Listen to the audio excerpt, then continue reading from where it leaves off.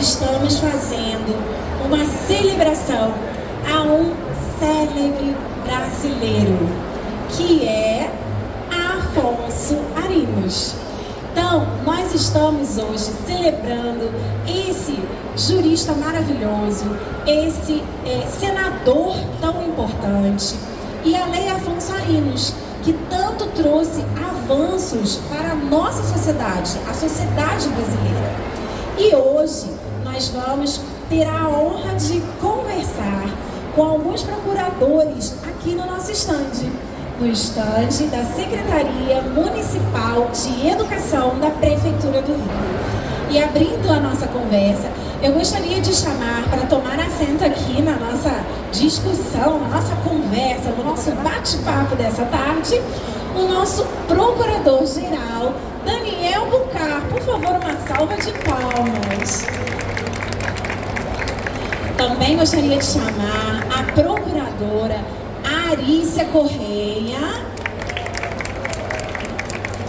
a Procuradora Ana Paula Bonomo e a Procuradora Beatriz Soares, que essa tarde estarão aqui conosco conversando a respeito de Afonso Arinos e também a questão do empoderamento feminino, por que não dizer assim, não é? Arícia, a gente pode começar então essa nossa conversa e eu queria dar a palavra inicialmente para o nosso Procurador-Geral, Daniel Bucar. Olá pessoal, boa tarde a todas e todos. É uma alegria, primeiro agradecer o espaço que a Secretaria de Educação oferece aqui para a Procuradoria do município para falar um pouco sobre os nossos livros. Nossos livros, que nós temos bastante ciúmes deles, nós temos uma coleção grande, nós somos amantes de livros, devoramos livros, temos várias bibliotecas, pessoas, personalidades do país, e um deles é o Afonso Arinos. Para quem não conhece, Afonso Arinos foi um grande jurista político, daquelas pessoas que batalharam bastante pela democracia do país, pela igualdade, com a Lei Afonso Arinos de 1951, que tratou da primeira lei tratando da discriminação racial, anti-discriminação racial, que buscou tornar contravenção penal pessoas que não atendessem, prestassem serviços a negros de qualquer raça. Então, nós temos a alegria de ter essa biblioteca que hoje nós expomos aqui alguns exemplares com dedicatórias e trazendo um link a esse painel com dedicatórias, são poucas ainda na época, dedicatórias de mulheres. Há duas apenas ali, que são a Raquel de Queiroz e a Lígia Fagundes Teles, dois livros de crônicas que estão ali expostos também e fazem parte dessa bela, um grande tesouro que nós temos de livros. Então nada mais,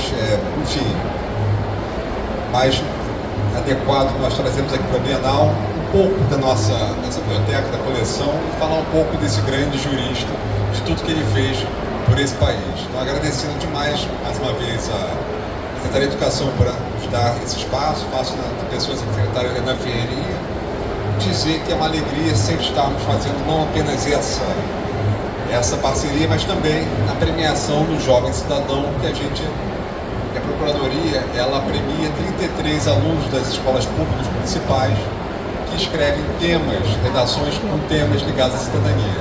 Então é uma alegria realmente essa parceria, na verdade esse retorno que a Procuradoria dá, até porque nós temos vários procuradores e procuradoras que saíram das escolas públicas do Rio de Janeiro, nada mais justo do que devolvermos isso, esse conhecimento, o que a Procuradoria pode desenvolver realmente para a Secretaria de Educação. Então, muito obrigado, muito feliz de estar aqui. Vamos ouvir um pouquinho nossas procuradoras, que são as estrelas, as protagonistas desse painel. Vamos falar um pouquinho sobre gênero e Afonso Arinos.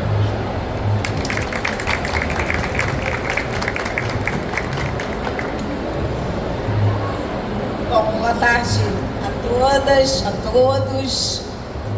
Eu gostaria de homenagear todas as mulheres na pessoa da mãe do Daniel, que é uma educadora também, como minha mãe também é. Que bom que a senhora veio esse ano, né, prestigiar um filho. É o papel que as mulheres fazem muito bem, na qualidade de cuidadoras que somos desde tenra idade, e não à toa formamos grandes homens se passarmos para eles esses valores de igualdade, esses valores de democracia, esses valores sobre os quais queremos contar da vida de Afonso Arinos. Afonso Arinos foi um grande jurista, também professor e político. Ele levou essas grandes demandas, como nos falava, né, mais cedo o doutor Leo Bosco, essas grandes inquietações que nós, como professores, como educadores, temos, e diante da injustiça, que muitas vezes só temos a palavra como a nossa única arma, ele tinha a palavra também, mas ele também tinha a caneta na mão. Ele, no papel de senador, pôde, né, junto com outros, fazer a proposição da lei antirracista. Nossa primeira lei que penalizou uma conduta como contravenção penal, como falou, né, nosso procurador-geral, foi a Lei Afonso Arinos em 1951, já proibindo qualquer tipo de discriminação em estabelecimentos comerciais e também junto às escolas, em relação à matrícula de escola das crianças, né?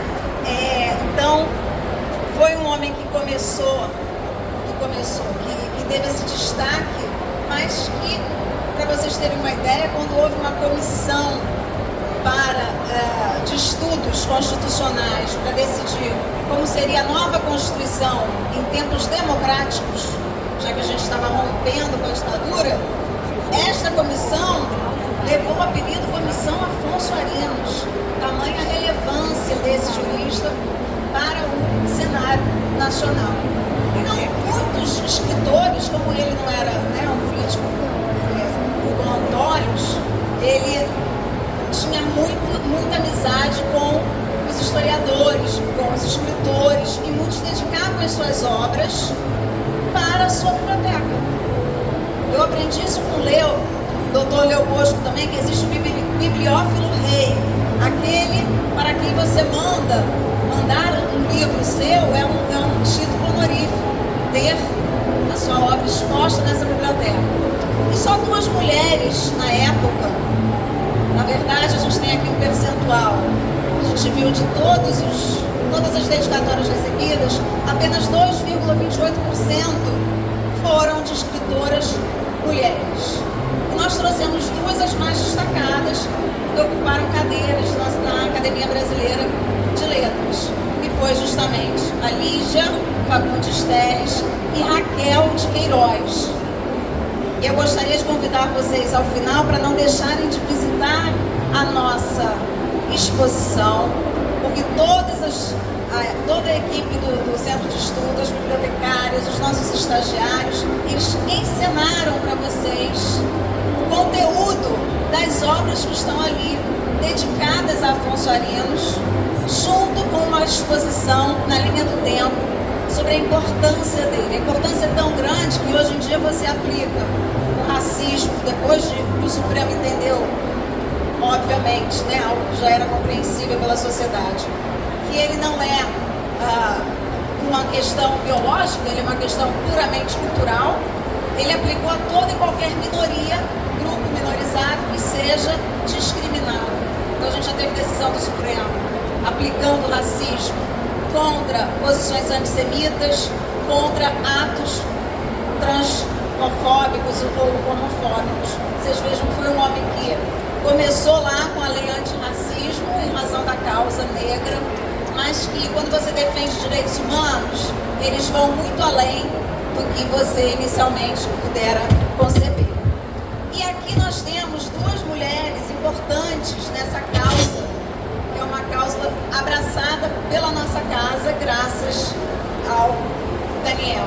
Por que eu digo isso? Nós temos uma revista que voltou a ser editada, e a ideia foi a primeira revista jurídica, temos livros anteriores coletâneos, feitas pelas próprias, mas uma revista de uma instituição jurídica, do Código da Procuradoria-Geral do Município.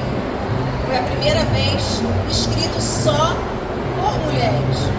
foi uma ideia do Daniel, quando a gente conversava, olha, o nosso conselho editorial é o primeiro com equidade de gênero. Então vamos fazer uma revista só de mulheres. E não à toa eu tenho aqui do meu lado a nossa subprocuradora-geral judicial, Ana Paula Bonomo, que também vai falar né? Ela é a prova viva de que isso não é um discurso, que seria um discurso muito fácil. E o discurso é fácil, mas a prática é bem difícil. A gente continua não vendo as mulheres em certos postos de poder. Né? E a Ana Paula vai falar um pouco dessa experiência dela nesse posto. E também de uma maneira pioneira, a Beatriz Soares, que mal ingressava na Procuradoria, veio buscar uma instância que tratasse de racismo. E o assessor veio me perguntar, Larissa, a procuradora nova veio perguntar se a gente tem alguma instância aqui de racismo. Não tem. Eu falei, não tem hoje, mas amanhã vai ter. Deixa eu falar com o Daniel. E assim foi, ele criou um núcleo de estudos, e aí a gente pegou tudo, né, sobre discriminação, racismo e intolerância, para que não haja nenhum grupo que possa ser hostilizado pelo simples fato de ser quem é. E Beatriz, então, já era a cadeira natural, é uma das coordenadoras desse núcleo de estudos, junto com uma procuradora aposentada, porque também queríamos vencer um discurso que na época rolava nas redes sociais sobre etarismo. Então, a união das idades, a união das gerações, esse olhar da mulher, né, ancestral e da juventude, das que estão chegando também, isso era o amálgama que nós precisávamos para esse núcleo de estudos de lanchar. Então, assim, eu me sinto muito honrada de nessa posição, ter o apoio restrito, ainda ter tido essa ideia pioneira que a gente conseguiu, graças a Deus, colocar em prática com artigos fantásticos de mulheres incríveis falando contra o assédio sexual na administração pública, falando sobre questões de gênero delicadas, mas imprescindíveis para a nossa convivência democrática.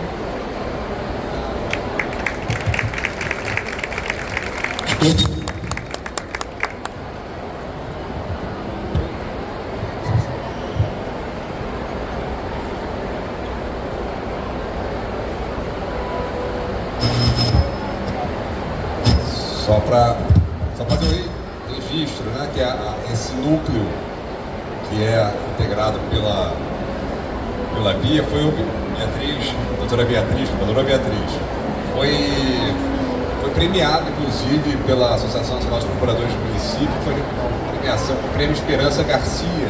Esperança Garcia, que vem a ser a primeira mulher advogada desse país. Enfim, na verdade, ela não cursou a faculdade de Direito, ela foi rápida, ela é escravizada, e ela começou isso. Esperança Garcia, ela era uma mulher escravizada que aprendeu a escrever sozinha, ou seja, autodidata, e ela, em determinado momento, ela decidiu escrever ao tribunal uma carta reclamando dos maus tratos que o seu dono, né, que o dono daquela fazenda fazia a todos os negros escravizados que lá viviam. E aí, muitos anos depois, ela foi considerada a primeira mulher advogada do Brasil, porque ela teve, a carta dela tinha todos os aspectos de uma petição, em que você conta uma história, né, que são os fatos da petição, em que você apresenta os fundamentos pelos quais aquilo ali não é compatível com o ordenamento, e ao final você faz um pedido. Então, como a carta dela tinha uma estrutura semelhante a uma petição, que é um instrumento do advogado, ela foi considerada a primeira mulher advogada do Brasil. Considerada pela Ordem dos Advogados do Brasil, seção... Esse foi o prêmio que a gente ganhou.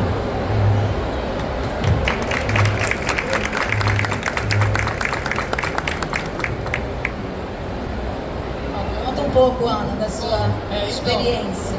Boa tarde, boa tarde eu já comecei falando.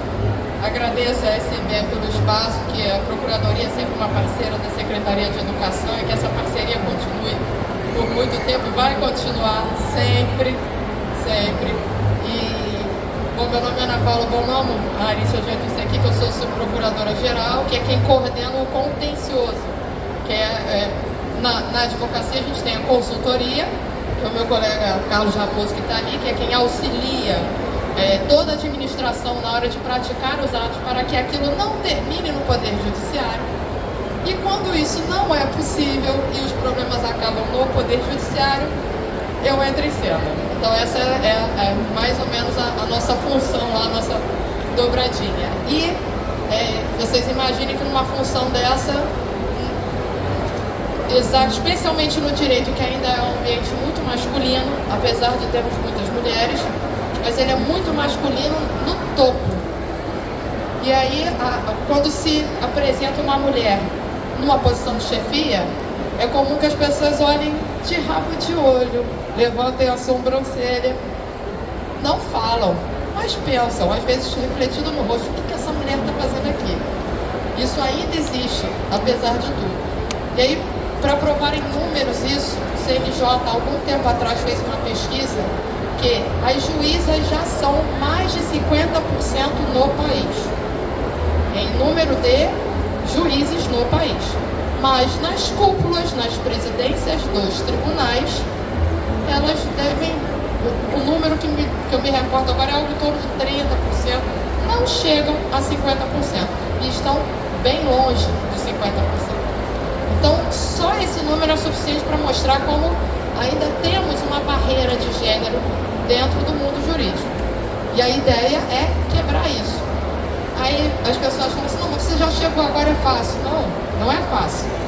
Não é fácil exatamente por vezes você chega num ambiente e as pessoas levantam a sobrancelha para olhar quem é você aqui. Já me aconteceu em mais de uma circunstância de chegar já tive reunião em que cumprimentaram todos os presentes, homens, eu, única mulher, não fui cumprimentada. Estamos falando do século XXI. Esse tipo de situação ainda acontece no século XXI. E qual é o nosso papel? Eu falo assim, mas por que você aguenta essas coisas? Gente, eu tenho filha. Eu tenho que encarar isso para ficar um pouco melhor a vida dela, a vida das minhas filhas, da filha da Alicia, das filhas de vocês que estão aqui. A gente tem que batalhar. Até porque a gente só está aqui porque as nossas mães também foram trabalhar fora, também foram batalhar, também conquistaram espaços sem os quais nós não estaríamos aqui hoje, né? Exatamente. E até dizem que eu estou trilhando o caminho da minha mãe, que a minha mãe também se separou, eu era muito jovem, e aí falava assim, mas uma mulher sozinha, separada, tinha que casar de novo, arrumar outro marido. Ela falou, não, eu tenho 2 filhos para criar, eu tenho que cuidar dos meus filhos. E foi a luta, e sofreu mais preconceitos do que eu sofro hoje. E eu tô aqui para que as minhas filhas e as filhas de todo mundo que está aqui sofram menos preconceitos do que a gente sofre hoje. E aí eu digo que, como no mundo as coisas já melhoraram um pouco, eu acho que a gente, tal como Lígia Fagundes Telles fez no livro As Meninas, e que se a gente lê hoje, a gente fala 2025, né? Apesar dele ter se passado no período da ditadura, dele ter sido ambientado na época da ditadura, ainda hoje a gente se depara com mulheres que têm aqueles conflitos de qual é o meu papel na sociedade, porque a sociedade quer me impor um papel, que é uma das personagens, que não é o papel que eu quero desempenhar. E esse conflito existe. E mais do que isso, por vezes, nós mulheres praticamos atos preconceituosos, porque é um preconceito entranhado em nós, que fomos ensinadas a desenvolver, e que a gente precisa estar sempre repensando nossas atitudes para ver se elas não são uma mera imposição machista da sociedade que a gente está reproduzindo. A todo dia a gente tem que repensar nossas posturas. Então, a gente já passou por um primeiro momento em que o feminismo veio abrindo portas e que falaram, vocês têm os mesmos direitos. A gente tem que subir mais um degrau. Temos os mesmos direitos e precisamos nos comportar assim. E mais do que isso, eu digo que a minha geração foi uma geração em que as mulheres foram ensinadas a serem feministas. Mas muitos homens, muitos meninos não foram criados para serem feministas. E aí, o que você vai ter? Uma sociedade de conflito. Porque se a mulher é feminista e o homem é machista, eles nunca vão conseguir. Quem vai lavar a louça? Né? O conflito vai se instaurar. Então, mais do que qualquer coisa, nós mulheres precisamos criar nossos filhos como homens feministas. E são esses, existem homens feministas. E são esses homens que também estão junto conosco, que ser feminista não é odiar homem, não. É estar ao lado dele em posição de igualdade, fazendo as mesmas coisas, tendo os mesmos direitos. E aí, mulheres, nós precisamos criar filhos feministas e precisamos sempre repensar cada conduta nossa para ter aquela posição política de é só uma reprodução de um ato machista que a sociedade disse que eu tinha que fazer a vida inteira, ou isso é algo que proporciona, que multiplica essa ideia da igualdade de gênero. E aí, trazendo agora para Raquel de Queiroz, ela e a Lígia foram duas mulheres que, lá naquele tempo, como a Raquel de Queiroz, ela descreveu a Maria Moura, que era uma mulher do cangaço, tudo que ela enfrentou, e aí uma frase machista que a gente reproduz, mais macho que muito homem, como se força fosse um atributo exclusivo dos homens, né? Que é uma frase, apesar de parecer um elogio, na verdade é só uma reprodução machista de um conceito que a gente precisa superar. Ela já naquela época, ela já espelhava, já colocava nos seus livros mulheres com força, mulheres empoderadas. E aí eu estava conversando um pouquinho antes da gente começar aqui, estava conversando com a Alice ali no banquinho.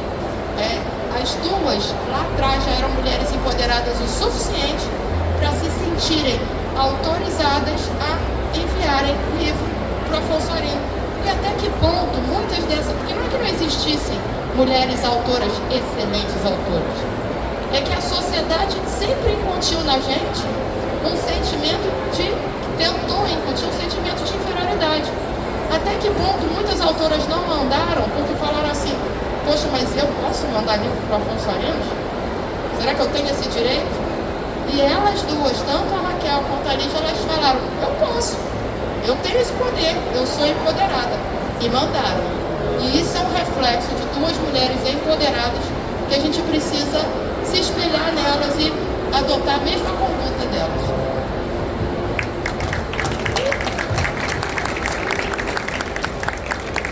Você falou das meninas, são 3 meninas.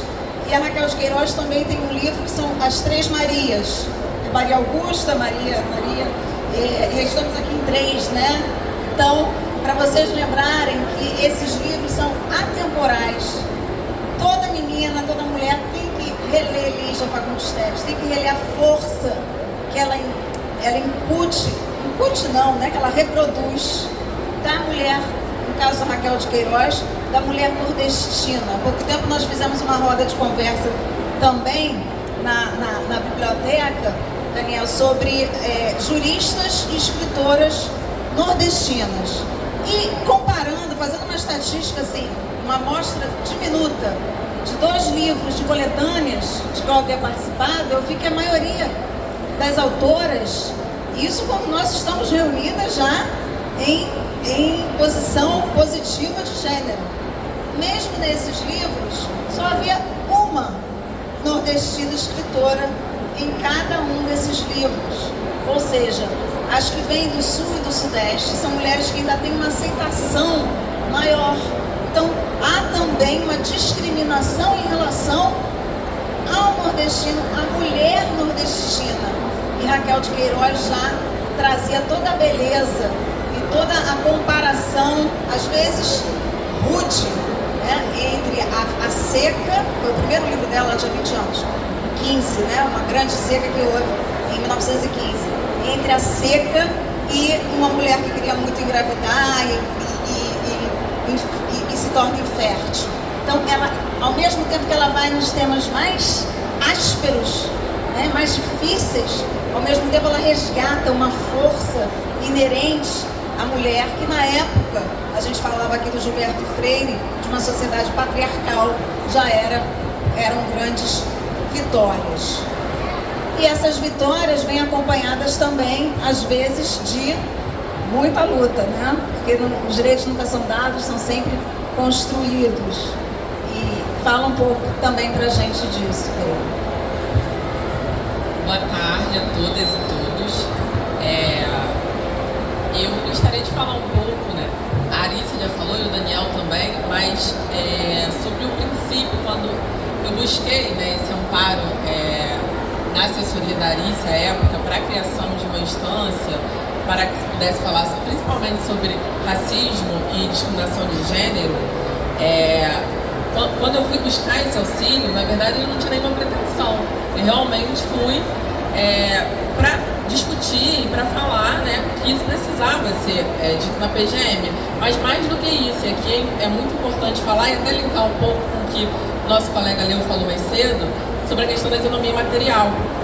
A Lei Afonso Arinos, a Esperança Garcia, né, é claro que isso foi um pontapé inicial, mas até hoje a luta ela é necessária. A busca de uma isonomia material, né, para além de uma isonomia formal, ela vem através da luta diária. E não adianta, e aqui falando não como uma procuradora, mas como uma mulher negra, filha de uma mãe solo, não adianta eu ter chegado lá. Eu cheguei lá, mas e as que ainda não chegaram, as que querem chegar? Então isso para mim era muito forte, é um princípio assim na vida.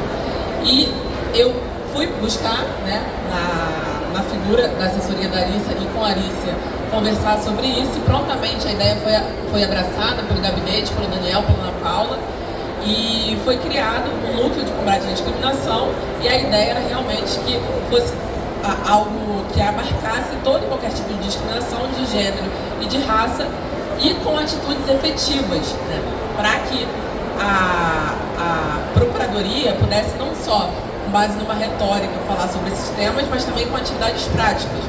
Então, para exemplificar aqui, hoje nós não temos só o núcleo de combate à discriminação, nós temos grupos GPTs, né, apelido carinhoso, né, que é a querida Sara aqui, é líder do nosso grupo de práticas antirracistas, para que as práticas possam ser efetivadas. Acabou de passar ali diversos momentos em que o núcleo pôde atuar de forma efetiva, seja no âmbito da discriminação de gênero, seja no âmbito da discriminação racial. Muito já foi falado sobre racismo institucional, que é uma pauta necessária de ser abordada. O município do Rio de Janeiro, ele foi esse pioneiro, hoje a Ana Paula falou sobre isso também, né, na questão da lei de cotas. E aí eu até falei, a lei de cotas é uma lei de 2014 no município, mas ainda assim é uma lei pioneira, porque em 2014 ainda em muitos lugares sequer era discutido. Então, a prática aqui na Procuradoria do Rio, ela tem sido realmente de colocar isso em jogo, e mais do que isso, de ser acolhido pelos estagiários, pelos residentes, e é muito bonito ver isso assim. E aqui eu falo também não como procuradora, mas como uma ex-residente, uma ex-estagiária da casa. Não sei se por sorte ou por acaso do destino, minha vida profissional se resumiu a PGM. Como estagiária, residente, depois procuradora, os editais foram em sequências e eu pude fazer todas as provas. É uma honra e um orgulho para mim. E eu sempre via esse debate na PGM, como estagiária e como residente, sempre se falou na PGM sobre racismo, né, sobre causas de minorias, né, na verdade, de minorias, de maiorias minorizadas. Essa é uma expressão muito importante, que foi trazida à baila aqui também hoje. Mas a institucionalização, né, a criação de um núcleo para que isso fosse debatido, eu acho que é um passo realmente assim, essencial. E esse diálogo institucional que tem ocorrido, e aqui mais uma vez agradecendo a Secretaria de Educação, porque é de suma importância, a gente conversa com outros órgãos da Prefeitura, e eu acho que essa troca ela é essencial e agrega muito. Então hoje no âmbito do NEDRI, a gente apelidou carinhosamente de NEDRI ou de NEDRI, nós temos 16 membros, e também é importante aqui falar deles. Temos estagiários, residentes, analistas, procuradores. Então, nas nossas reuniões, as demandas são trazidas tanto pelos estagiários, pelos residentes, pelos servidores da casa, analistas e procuradores. E é muito legal, né? A Arícia já participou de algumas. Convido aqui a todos os integrantes da PGM a participarem também. Serão muito bem-vindos. E eu acho que a luta, ela continua. Falando aqui institucionalmente, né, na posição de coordenadora do núcleo, vários eventos já foram feitos, mas pensar para além disso e escutar também, né? Escutar, essa escutativa de quem está dentro, de quem vem de fora, ela é essencial para que a gente possa realmente conseguir a chamada isonomia material. Eu acho que é o que todo mundo, né, que está nessa causa antirracista, né, que precisa ainda de muitos aliados, quer e pretende. É isso.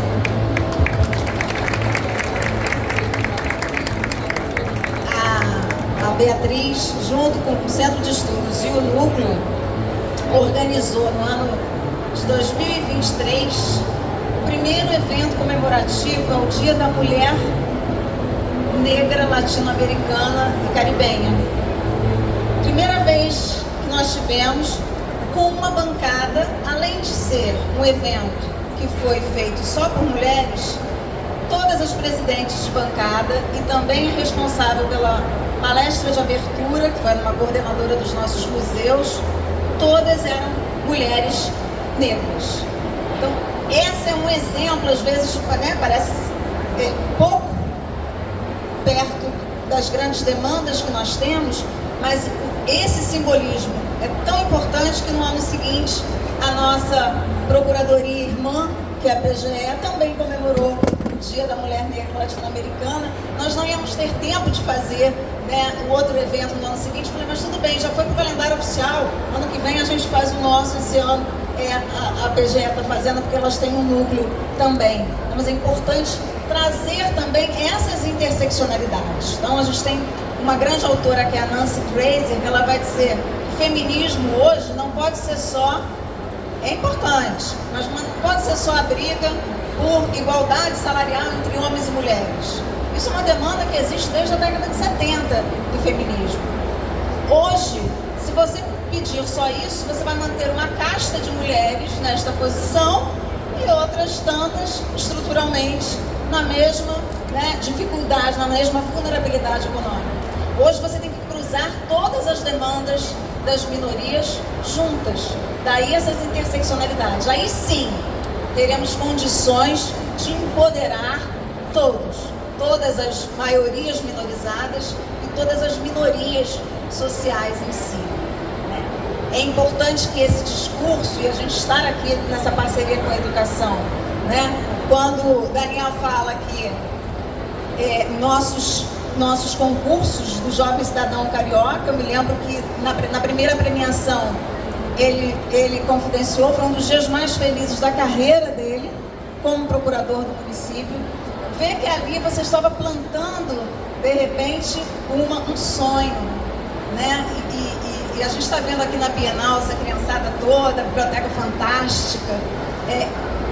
Como é importante sonhar, porque a gente só vai conseguir aquilo que um dia sonhou. Então ele estava plantando ali sonhos naquela garotada toda, naqueles, não só nos que venceram, nos que também participaram. Foi um dia muito especial, tanto para a Procuradoria, eu acredito também para a Secretaria de Educação. Desde pequenas, as meninas têm que ler Lígia Fagundes Telles, têm que ler Raquel de Queiroz, têm que acreditar, igual aquela personagem que a Ana falou. Se tem um sonho que não se encaixa nos padrões da sociedade, dane-se a sociedade. Eu vou atrás do meu sonho. É isso que ela tem que fazer. E só assim ela vai ser feliz. E só num lugar onde todo mundo é feliz, a gente pode crescer, a gente pode amadurecer, a gente pode ser melhor também para o outro. Se você não for melhor consigo mesmo, será impossível fazer também pelos outros. Então a nossa mensagem em matéria de empoderamento feminino, às vezes ela é bem manifesta, um evento só de mulheres, ou outras vezes ela é sutil. O problema é quando a discriminação é insidiosa, né? A gente tenta ser sutil de uma forma positiva. Então não fazemos só os eventos, aqui vocês vão ver, o evento que o Procurador-Geral pessoalmente organizou, tinha lá 90%, 80% eram mulheres, porque era uma parceria com as civilistas. Nós já tivemos evento só das administrativistas, mas ninguém tocou em questão de gênero. Elas simplesmente só queriam falar das suas expertises profissionais, que antes ninguém dava espaço. E elas também trabalham, elas também sabem, elas também têm como multiplicar o seu saber.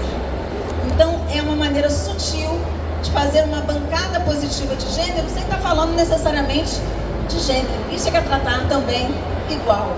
Mas não basta fazer só isso. Também tem que ir, também tem que brigar pelos espaços e essa revista, esse núcleo, né? Tudo que a Ana aqui, imagina, né? Ela é a que briga no judicial. Ainda bem que a gente tem, né, a nossa calma lá.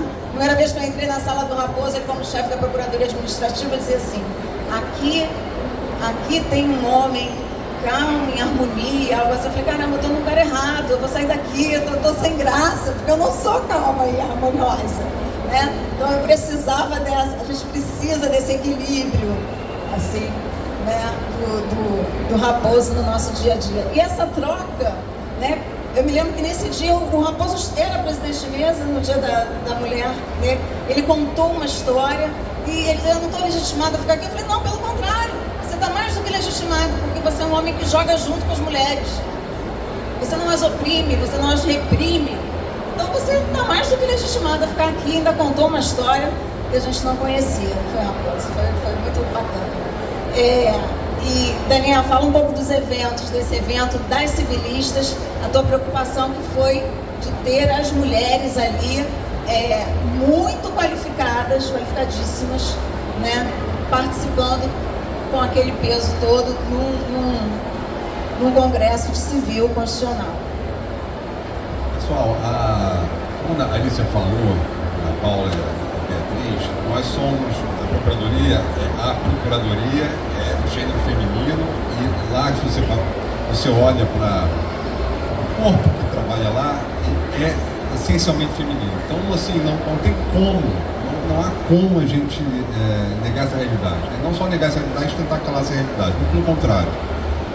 Historicamente, culturalmente, a gente tem dificuldades, mas era momento de a gente colocar essas mulheres todas para falarem, para participarem, para se sentirem empoderadas, sim, pela Procuradoria. Não é fácil, naturalmente a gente sabe que não é fácil, a gente sabe que ainda tem, às vezes até mesmo alguma, como aqui a Ana Paula falou, machismo dentro das próprias mulheres, no sentido de quem é que vai cuidar dos filhos, né? Então, às vezes o homem acaba fazendo a carreira dele e a mulher fica lá cuidando dos filhos, não se destacando tanto na carreira, até nos espaços de poder, talvez justamente por conta disso. Não só, mas era importante então, que nós tivéssemos feito, colocasse não é pauta, mas colocasse essa realidade. Então tivemos eventos das civilistas, mulheres de todo o país, tivemos a ministra da Corte Suprema Alemã também veio falar sobre o tema aqui na Procuradoria. Então, é isso. A vez é de vocês, é das mulheres, não tenha dúvida disso. Aqui só falar duas coisas ainda. Agradecer demais a Vânia, a equipe toda do Centro de Estudos, que preparou separou esses livros espetaculares para a gente apresentar aqui, para nós expormos, toda a sua equipe. A Lisiane, que é a nossa presidente da associação do quadro de apoio da Procuradoria, está aqui também prestigiando. Claro, não preciso dizer da minha mãe, né? Tem que falar da mãe, é óbvio. Professora, batalhadora, mãe de 3 filhos, praticamente solo também. E é a ela que eu devo, sem sombra de dúvida, toda essa visão feminina do mundo. Muito obrigado.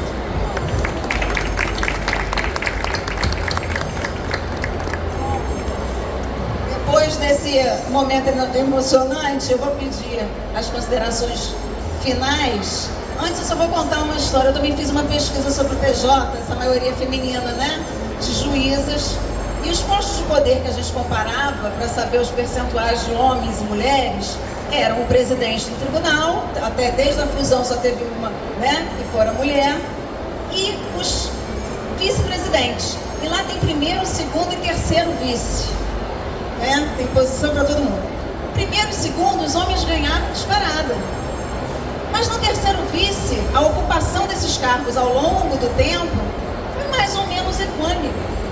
E eu falei, gente, fiquei curiosa, né? Perguntei, o que será? Fui olhar as atribuições. as atribuições do vice, do terceiro vice, primeiro que são antipáticas, porque muitas vezes você está negando, né, a subida dos recursos para os tribunais superiores. E, em segundo lugar, eram muito mais numerosas do que as atribuições do primeiro e do segundo vice. Ou seja, quando tem muito trabalho, gente, aí a gente tem chance, tá, de equiparar. Mas é curiosa, né, essa constatação. Agora vamos fazer as considerações finais, porque depois nós gostaríamos de comemorar os 40 anos da nossa Procuradoria-Geral do Município, com um vídeo que eu espero que ele não tenha visto a versão, que seja também uma surpresa, tanto para vocês quanto para quem proporcionou isso tudo. Bom, queria agradecer e ressaltar a importância desse dia, desse debate, né? E também da possibilidade de a gente expor a necessidade da representatividade. Eu acho que uma palavra que define muito também a nossa presença aqui, para além do nosso Luiz Procurador-Geral, mas a nossa presença aqui é a representatividade. Eu acho que essa é a palavra, né, importante nessa questão do gênero.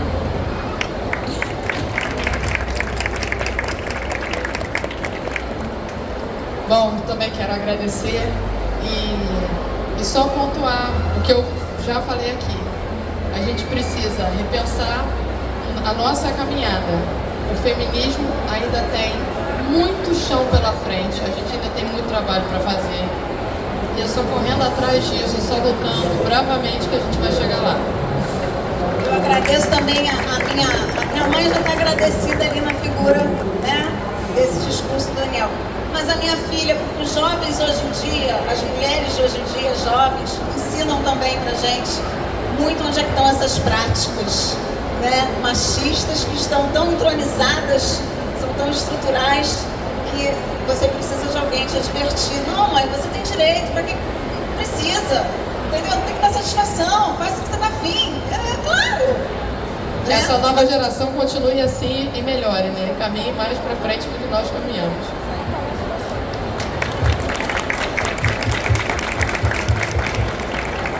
Agora chega aí um grande parceiro. Nosso secretário Renan Ferreirinha, secretário de Educação do município de Janeiro.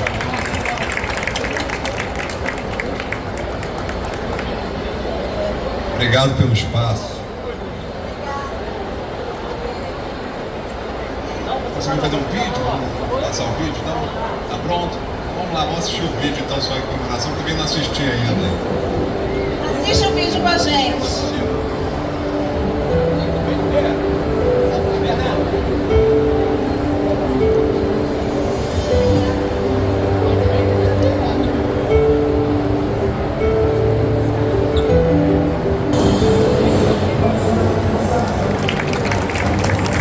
Bate palma para a Procuradoria do Município do Rio. Ana Paula, Daniel Bucar, agradecer vocês demais. Super parceria, ó, tem muita coisa legal que a PGM e a nossa Secretaria de Educação fazem juntos, né? Carlinha, a gente tem concurso de redação para os nossos alunos, temos visitação, temos muita coisa bacana. Então, Daniel, essa parceria vai sempre frutificar, que é sempre para os nossos alunos e futuros carioquinhos. Obrigado, gente. Palmas para a nossa Procuradoria, especialmente Daniel Bucar e Ana Paula. Valeu! Meus parabéns para os 40 anos. Eu acho que vou ter que levantar, eu acho que vai ter que levantar. Também para nossa, olha, para quem faz isso reverberar pela cidade inteira, vamos cantar parabéns também para Mariana, nossa assessora de comunicação social.